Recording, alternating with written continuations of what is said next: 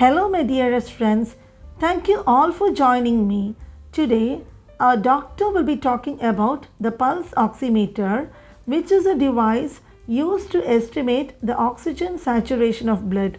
Normally, the right middle finger and right thumb is perfect for a pulse oximeter.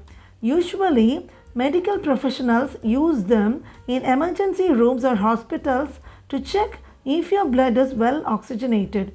You can have one at your home also, and the doctor would show you how to use it properly. I would like to thank you all for your overwhelming support, and over to the doctor now.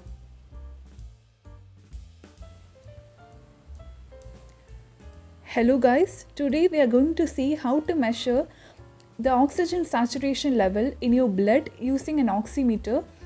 As you guys can see here, this is an oximeter.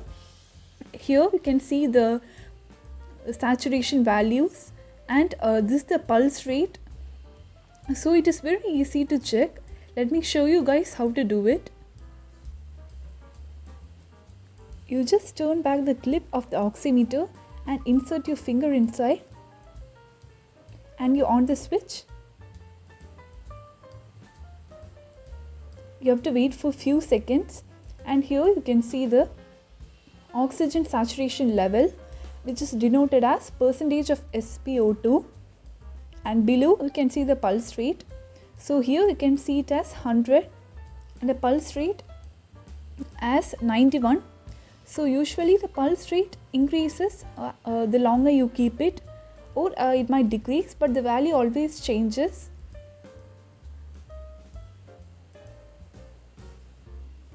So usually when you are using an oximeter, make sure to pick a finger that does not have any jewelry, or you can remove your jewelry and without any nail polish, because this oximeter works by a principle.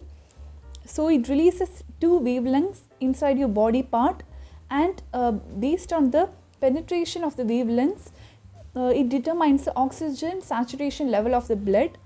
If you're wondering what is oxygen saturation level, so in your blood there are RBCs known as red blood cells. They carry hemoglobin, which is the oxygen carrying molecule. So the hemoglobin, how much it is saturated with oxygen, like how many molecules of hemoglobin, how many percentage of hemoglobin contains oxygen, which it is called oxygen saturation level. So the normal values ranges between 95 to 99, but sometimes it can even be 100. So while usually make sure your finger is clean of any gloves or anything. I'm just wearing this gloves for the sake of the video. So most of the household during the COVID times had this oximeter.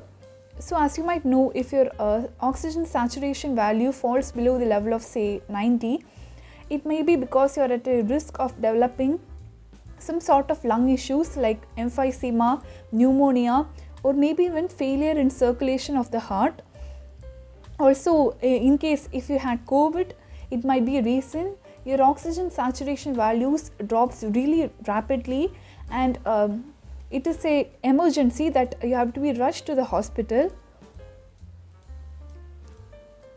With this machine, you have another easy way of measuring your pulse.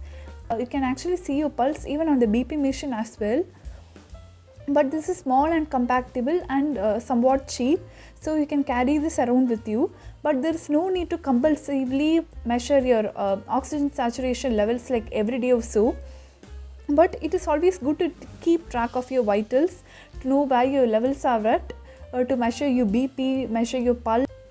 Especially if you go to an emergency department, it might help them to know more about you, about your previous conditions, like especially if you have a history of hypertension. They will be measuring it there anyway, but still it's going to help them. So for more videos like this, please subscribe to our channel. Thank you.